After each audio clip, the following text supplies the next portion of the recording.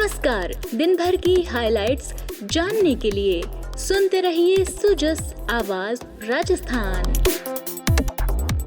Sujas podcast में मेधा के साथ आप सुन रहे हैं प्रदेश के खास समाचार। एक नजर आज की हेडलाइंस पर। मुख्यमंत्री ने कर हस्तांतरण के रूप में 10,737 करोड़ रुपए स्वीकृत करने पर प्रधानमंत्री का जताया आभार। 4,406 करोड़ रुपए से होगा सड़क तंत्र विकसित। मुख्यमंत्री ने ली भर्ती परीक्षाओं की समीक्षा बैठक। कहा, युवाओं के सपनों को हर हाल में पूरा करेगी राज्य सरकार।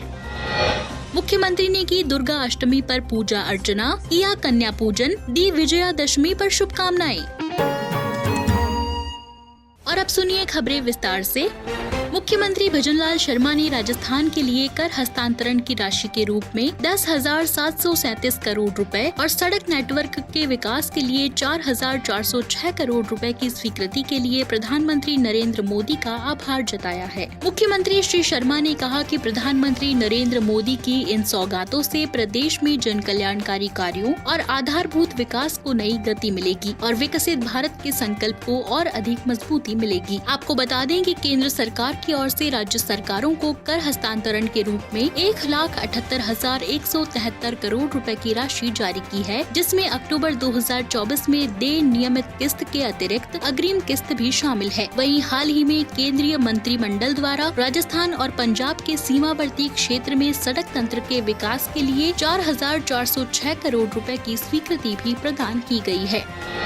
मुख्यमंत्री ने कहा कि डेंगू, मलेरिया और स्क्रब टाइफस जैसी मौसमी बीमारियों की प्रभावी रोकथाम के लिए राज्य सरकार पूरी सतर्कता के साथ अलर्ट मोड पर कार्य कर रही है। जिला कलेक्टर्स आमजन को इन बीमारियों से बचाव के प्रति जागरूक करने के लिए अभियान चलाएं। उन्होंने कलेक्टर्स को प्रभावी क्षेत्रों में अतिरिक्त स्वास्थ्य कर्मियों को नियोजित करने, स्वास्थ्य केंद्र पर दवाइयों की पूर्ण उपलब्धता सुनिश्चित करने और 24 घंटे संचालित कंट्रोल रूम की नियमित मॉनिटरिंग करने के लिए निर्देशित किया। श्री शर्मा गुरुवार को मुख्यमंत्री कार्यालय में वीडियो कॉन्फ्रेंसिंग के माध्यम से आयोजित जिला कलेक्टर्स की बैठक की अध्यक्षता कर रहे थे। उन्होंने कहा कि गांव से लेकर शहर तक आमजन को मौसमी बीमारियों से सुरक्षित रखने के लिए राज्य सरकार तत्परता के साथ निर्णय ले रही है। उन्होंने शहरी और ग्रामीण क्षेत्रों के जल भराव क्षेत्रों में सघन फॉगिंग करने के भी निर्देश दिए। मुख्यमंत्री ने कहा कि राज्य सरकार कृषक कल्याण को सर्वोच्च प्राथमिकता देते हुए वृहद स्तर पर कल्याणकारी योजनाएं और कार्यक्रमों का संचालन कर रही है। उन्होंने कृषि विभाग को किसानों के लिए पर्याप्त मात्रा में उर्वरकों की उपलब्धता सुनिश्चित करने के लिए कलेक्टर्स को खाद के स्टॉक का नियमित निरीक्षण करने के भी निर्देश दिए। मुख्यमंत्री ने कहा कि 9 से 11 दिसंबर तक जयपुर में rising Rajasthan global investment summit 2024 का आयोजन किया जा रहा है। इसी क्रम में जिला स्तर पर आयोजित होने वाले इन्वेस्टर्स मीट के माध्यम से राइजिंग राजस्थान को सफल बनाएं। मुख्यमंत्री ने आज दुर्गा अष्टमी पर मुख्यमंत्री निवास स्थित राज राजेश्वरी मंदिर में सपरिवार दुर्गा अष्टमी पूजन किया। श्री शर्मा ने सपरिवार पूजा अर्चना कर हवन में आहुति दी और माता की आरती उतारी। इस अवसर पर मुख्यमंत्री ने मां दुर्गा से प्रदेशवासियों की सुख समृद्धि और खुशहाली की कामना की। इस दौरान मुख्यमंत्री निवास के अधिकारी और कर्मचारियों के साथ सुरक्षा कर्मी भी उपस्थित रहे। इससे पहले मुख्यमंत्री श्री शर्मा ने निज निवास पर सपरिवार अष्टमी पूजन किया। उन्होंने हवन में आहुति दी और माता की आरती उतारी। श्री शर्मा ने कन्या पूजन कर उनको भोजन कराया और उनसे आशीर्वाद लिया। इसी क्रम में मुख्यमंत्री भजनलाल शर्मा ने विजयादशमी यानी 12 अक्टूबर के अवसर पर प्रदेशवासियों को हार्दिक बधाई और शुभकामनाएं दी हैं। श्री शर्मा ने कहा कि विजयादशमी का पर्व बुराई पर अच्छाई की जीत का प्रतीक है। यह पर्व हमें सत्य, साहस और धर्म की राह पर चलने और अन्याय और अधर्म के खिलाफ लड़ने के लिए प्रेरित करता है। मुख्यमंत्री ने इस अवसर पर प्रदेशवासियों से आह्वान किया कि वे भी भगवान श्री राम के आदर्श को आत्मसात कर सदाचार के मार्ग पर चलने का संकल्प लें, जिससे सामाजिक समरसता स्थापित हो और सशक्त राष्ट्र का निर्माण हो सके।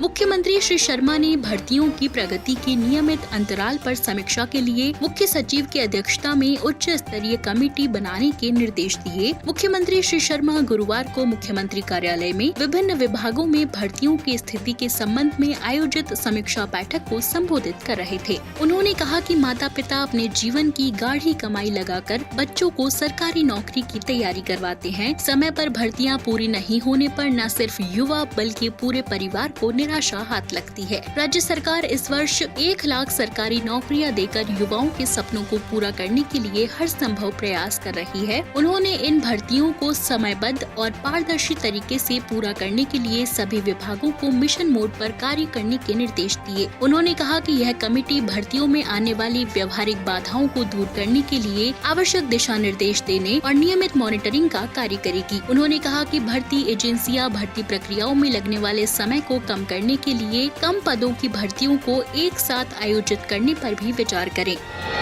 Rising Rajasthan global investment summit के लिए सिंगापुर में आउटरीच को जारी रखते हुए उद्योग एवं वाणिज्य मंत्री कर्नल राज्यवर्धन राठौड़ के नेतृत्व में उच्च स्तरीय प्रतिनिधि मंडल ने सिंगापुर सरकार की कुछ प्रमुख एजेंसियों के अधिकारियों से मुलाकात की, जिसमें पब्लिक यूटिलिटीज बोर्ड (PUB) जो सिंगापुर की राष्ट्रीय जल एजेंसी है, लैंड ट्रांसपोर्ट अथॉरिटीज (LTA) और सिंगापुर टूरिज्म बोर्ड शामिल है। इन एजेंसियों के अधिकारियों के साथ हुई मुलाकात में राजस्थान सरकार के प्रतिनिधि मंडल ने जल प्रबंधन, शहरी भूमि परिवहन और पर्यटन के क्षेत्र में सहयोग के अवसरों पर चर्चा की और सिंगापुर और राजस्थान के बीच आपसी सहयोग बढ़ाने की अपेक्षा जताई। अपनी सिंगापुर यात्रा के तीसरे और आखिरी दिन राजस्थान सरकार के प्रतिनिधि मंडल ने सिंगापुर की राष्ट्रीय जल एजेंसी पब्लिक यूटिलिटीज बोर्ड के परिसर का दौरा किया। इस दौरान कार्बन फुटप्रिंट को कम करने, रिसाइकल्ड पानी के उपयोग को बढ़ावा देने के लिए PUB द्वारा किए जा रहे प्रयासों की जानकारी प्रतिनिधि मंडल को दी गई। सिंगापुर को सस्टेनेबल और क्लाइमेट फ्रेंडली ग्रोथ के अनुकूल बनाने में PUB द्वारा निभाई गई भूमिका की सराहना करते हुए उद्योग एवं वाणिज्य मंत्री कर्नल राज्यवर्धन राठौड़ ने कहा कि भौगोलिक और प्राकृतिक अवरोधों के बावजूद नहरों और जल संचयन की विभिन्न प्रणालियों को अपनाकर राजस्थान पानी से जुड़ी अपनी जरूरतों का प्रबंधन सफलता पूर्वक करता रहा है। जल प्रबंधन के PUB के सफल मॉडल से हम सीखने का प्रयास करेंगे और राजस्थान में इसके क्रियान्वयन की संभावनाओं की भी पूरी कोशिश करेंगे। इसके बाद राजस्थान सरकार के प्रतिनिधि मंडल ने सिंगापुर के लैंड ट्रांसपोर्ट अथॉरिटी के परिसर का भी दौरा किया और वहां के अधिकारियों के साथ सस्टेनेबल पब्लिक ट्रांसपोर्ट और साइकिलिंग और पैदल चलने के बुनियादी ढांचों के विकास के क्षेत्र में संभावित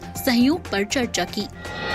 पशुपालन, गोपालन और डेयरी मंत्री जोराराम कुमावत ने गुरुवार को सचिवालय भवन में पशुपालन मंगला बीमा पशु योजना की गाइडलाइंस के संबंध में पशुपालन और राज्य बीमा भविष्य निधि विभाग के अधिकारियों की बैठक ली। बैठक में पशुपालन मंत्री ने कहा कि राजस्थान सरकार प्रदेश की बहुमूल्य पशुधन संपदा के विकास और पशुधन उत्पादन को बढ़ाकर पशुओं को आर्थिक रूप से मजबूत बनाने के लिए प्रतिबद्ध है। श्री जोराराम कुमावत ने कहा कि अभी दुर्घटना से मृत पशुओं के लिए पशुपालकों को कोई मुआवजा नहीं मिलता है। मंगला पशु बीमा योजना ऐसे पशुपालकों के लिए आर्थिक संबल बनेगी। उन्होंने जल्द से जल्द इसकी गाइडलाइंस तैयार कर इसे अमली जामा पहनाने के निर्देश दिए, जिससे इन घोषणाओं का उद्देश्य पूरा हो सके। उन्होंने कहा कि बीमा का लाभ सभी पशुपालकों को मिले, इसके लिए सभी जनाधार कार्ड धारक पशुपालक बीमा के आवेदन करने के पात्र होंगे। बीमा का लाभ दिलाने के लिए बीमा विभाग द्वारा एक सॉफ्टवेयर तैयार किया जाकर उस पर पशुपालकों से आवेदन मंगवाए जाएंगे। प्राप्त आवेदनों के आधार पर बीमा के लिए पशुपालकों का चयन लॉटरी के द्वारा किया जाएगा। राज्य सरकार ने वर्ष 2024-25 की बजट घोषणाओं में मुख्यमंत्री मंगला पशु बीमा योजना की घोषणा की थी। इस योजना में सरकार ने 400 करोड़ रुपए खर्च करके 21 लाख पशुओं का बीमा करने का लक्ष्य रखा है। योजना के अंतर्गत 5-5 लाख दुधारू गाय, भैंस, बकरी और भेड़ और 1 लाख ऊँटनी का बीमा किया जाएगा। प्रत्येक परिवार से एक पशु का बीमा किया जाएगा। इसमें पशुपालकों को कोई प्रीमियम नहीं देना होगा। यह पूरी तरह निःशुल्क है। दुधारू पशुओं को किसी भी प्राकृतिक या आकस्मिक दुर्घटना जैसे आग लगने, सड़क दुर्घटना,